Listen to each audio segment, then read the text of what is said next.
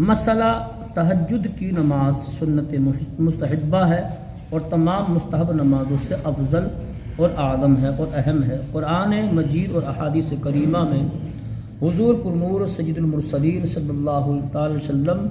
اس کی ترغیب سے مالا مال فرماتے ہیں۔ مسئلہ ہے ابتدائے امر میں تہجد کی نماز حضور اقدس صلی اللہ تعالی وسلم پر اور حضور کی امت پر فرض تھی، لیکن بعد میں بدلیل اجماع امت اس نماز کی فرضیت امت کے حق میں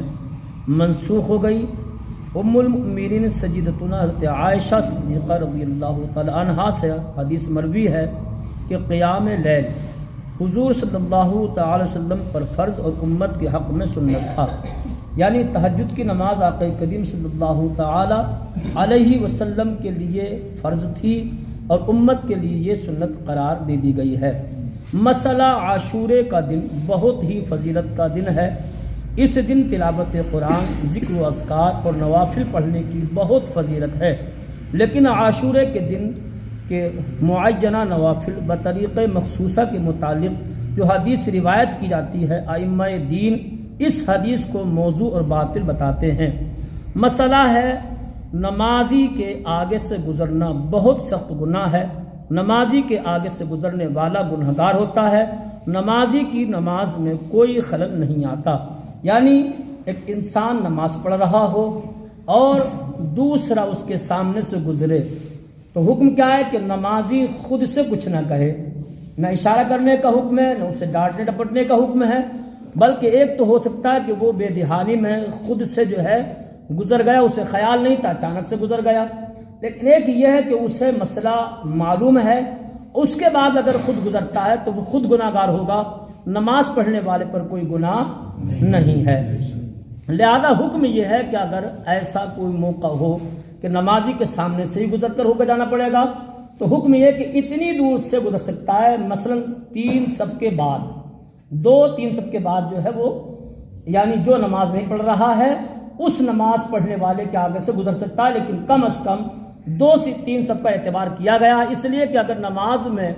انسان نظر بھی اٹھائے گا، ایسے ہی اٹھا لے تو بہت دور تک دیکھ سکتا ہے، لیکن حتی الامکان کوشش یہ رہتی ہے کہ اگر انسان نماز کے اندر ہی ہو، اس کا جو ہے اس کی نظر سجدے کی جگہ پر ہی ہو، لیکن کم از کم 2 صف آگے تک کا وہ دیکھ ہی لیتا ہے، لہذا 2-3 صف کے بعد اگر گزر جائے گا تب بھی وہ گناہگار نہیں ہوگا۔ مسئلہ نمازی کے آگے سے گزرنے کی سخت ممانعت ہے، حدیث میں اس پر سخت وعیدیں وارد ہیں۔ مثلا حدیث پاک ہے، حضور اقدس صلی اللہ تعالی علیہ وسلم ارشاد فرماتے ہیں اگر نمازی کے سامنے سے گزرنے والا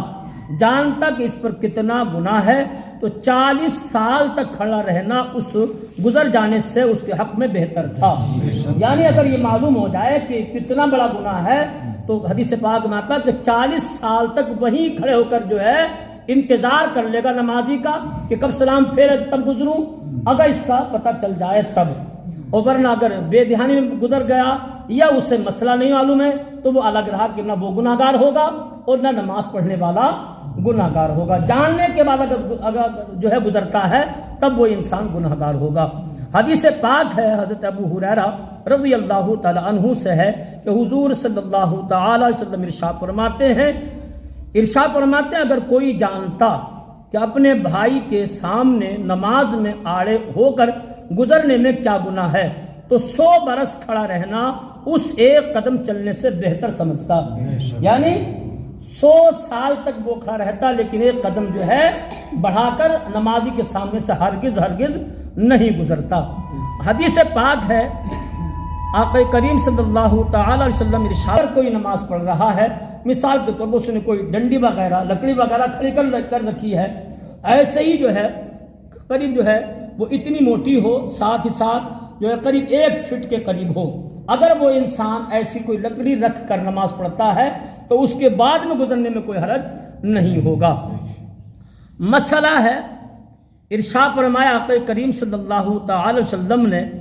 اگر کوئی شخص مکان یا چھوٹی مسجد میں نماز پڑھتا ہو تو دیوار قبلہ تک اس کے آگے سے نکلنا جائز نہیں جبکہ بیچ میں آڑ یعنی سترا نہ ہو، اور اگر کوئی شخص صحرا یا بڑی مسجد میں نماز پڑھتا ہو تو صرف موضع سجود یعنی سجدہ کرنے کی جگہ تک نکلنے کی اجازت نہیں، اس سے باہر کے حصے سے گزر سکتا ہے۔ مثال کے طور پر جامع مسجد میں پڑھ رہا ہے اور وہ بالکل بیچ میں کھڑا ہو گیا ہے، یا بڑے میدان میں پڑھ رہا ہے، بہت زیادہ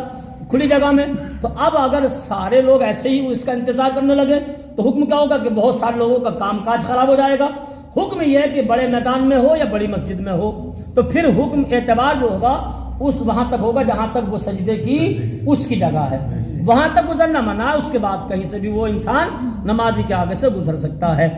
مسئلہ فرمایا کہ آدمی جب قیام میں اپنی نگاہ خاص سجدہ کرنے کی جگہ یعنی جہاں سجدے میں اس کی پیشانی ہوگی وہاں جماتا ہے، اور اگر جب سامنے کوئی روک نہ ہو تو جہاں نگاہ جماتا ہے وہاں سے کچھ آگے کو نگاہ بڑھتی ہے، تو نگاہ آگے بڑھ کر جہاں تک جائے وہ سب جگہ موضع سجود میں شامل ہے، اس جگہ کے اندر نمازی کے آگے سے نکلنا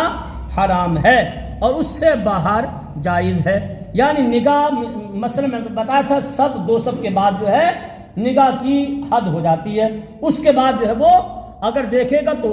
حدیث پاک میں یہ کہ نمازی جو ہے اگر ایسے ہی اچک اچک کر دیکھنے لگے تو یہ تو ویسے بھی ناجائز ہے۔